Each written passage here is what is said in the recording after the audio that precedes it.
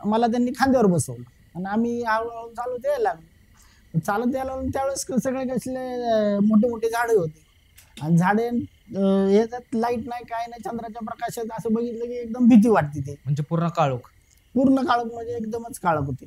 आम्ही कॅनल म्हणजे 1 किलोमीटर पुढे आलो असून तिथून आणि कॅनल ओलांडला थोडंसं पुढं आलो तर मग माझ्या वडील सारखेच मागे बघायला लागले. आता मला तर काय एवढं जास्त कळत नव्हतं त्याबद्दल काय, सारखेच मागे बघतात बघतात बघतात आणि पटपट चालायला बघतात आणि तो पल्ला 3-4 किलोमीटरचा लांबचा होता. मग चालायला लागले.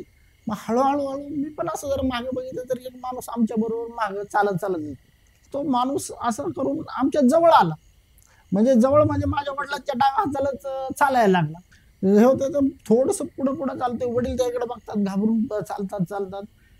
मग पुढं थोडं चालतोय तर त्या माणसाची आपोआप हाईट वाढायला लागली तर मी वडिलांच्या खांद्यावर बसलोय. वडील माझे 5.5-6 फूट हाईटला, मी वडिलांच्या खांद्यावर. ते पहिला वडिलांच्या हाईटच्या लेवलला होता. मग थोडं पुढं चाललं तर माझ्यापेक्षा पण 10 फुटाची हाईट झाली त्याची.